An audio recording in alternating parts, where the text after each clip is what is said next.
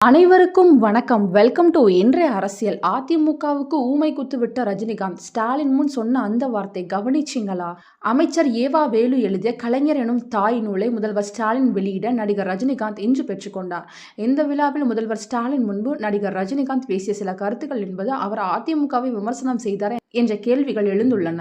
மறைந்த முன்னாள் தமிழக முதல்வர் கலைஞர் மு. கருணாநிதியுடனான தனது நினைவுகளை கலைஞர் எனும் தாய் என்னும் பெயரில் நூலாக எழுதியுள்ளார் பொதுப்பணி மற்றும் நெடுஞ்சாலைத்துறை அமைச்சர் ஏவா வேலு. இந்த நூல் வெளியீட்டு விழா இன்று மாலையில் சென்னை கலைவாணர் அரங்கில் நடந்தது. இந்த விழாவில் தமிழக முதல்வர் மு. ஸ்டாலின், அமைச்சர்கள், திமுக எம்எல்ஏக்கள், எம்பிக்கள், கூட்டணி கட்சி தலைவர்கள் பங்கேற்றனர். அதேபோல் நடிகர் ரஜினிகாந்தும் பங்கேற்றார். அதன் பிறகு அமைச்சர் ஏவா வேலு எழுதிய கலைஞர் எனும் தாய் நூலை முதல்வர் ஸ்டாலின் வெளியிட நடிகர் ரஜினிகாந்த் பெற்றுக்கொண்டார். அதன் பிறகு விழாவில் நடிகர் ரஜினிகாந்த் பேசினார். அப்போது அவர் முதல்வர் ஸ்டாலின் பற்றி பெருமையாக பேசினார். இந்த விழாவில் ஸ்டாலின் முன்பு நடிகர் ரஜினிகாந்த் கூறிய கருத்துக்கள் என்பது அவர் அதிமுகவுக்கு கொடுத்தது ஊமை குத்தா என்ற கேள்விகள் எழுந்துள்ளன. அதாவது நடிகர் ரஜினிகாந்த் பேசும்போது 2 இடங்களில் முக்கிய விஷயங்களை குறிப்பிட்டு பேசினார். அதுதான் தற்போது அதிமுகவை ரஜினிகாந்த் மறைமுகமாக சுட்டிக்காட்டினாரா என்ற கேள்வியை எழுப்பியுள்ளது. அதாவது ரஜினிகாந்த் பேசும்போது முதலில் ஸ்டாலின் முதலமைச்சரான பிறகு பார்லிமெண்ட் உட்பட அனைத்து தேர்தல்களிலும் வெற்றி பெற்றுள்ளார். இந்த வெற்றி அவரது ஆளுமை, உழைப்பு, அரசியல் ஞானத்தை சொல்லும்.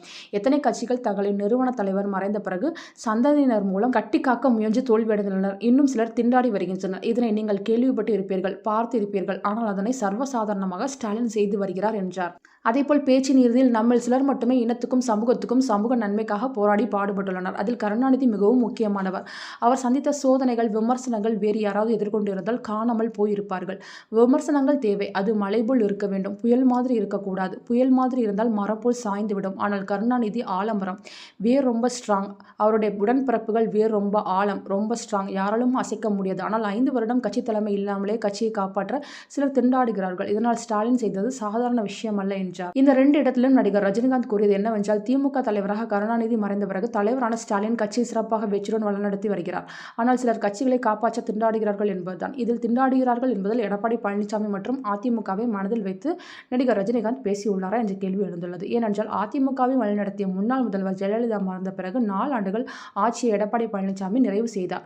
ஆனால் அதன் பிறகு திமுக ஆட்சியை பிடித்த நிலையில் அதிமுகவில் பெரும் குழப்பம் ஏற்பட்டது. தற்போது அதிமுக பொதுச் செயலாளராக எடப்பாடி பழனிசாமி உள்ளார். கட்சியிலிருந்து நீக்கப்பட்ட சசிகலா, டிடிவி தினகரன், முன்னாள் முதல்வர் ஓ. பன்னீர்செல்வம் உள்ளிட்டவர்கள் தனித்தனியே செயல்பட்டு வருகின்றனர். மேலும் 2021 முதல் அதிமுக தொடர்ந்து திமுகவுக்கு எதிராக தோல்வியை சந்தித்து வருகிறது.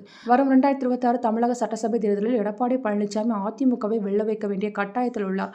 அப்போதுதான் அதிமுகவினர் உற்சாகமடைவார்கள். இத்தகைய சூழலில் தான் நடிகர் ரஜினிகாந்த் அதிமுகவை மனதில் வைத்து முதல்வர் ஸ்டாலினை பாராட்டினாரா என்ற பெரிய கேள்வி எழுந்துள்ளது. நன்றி.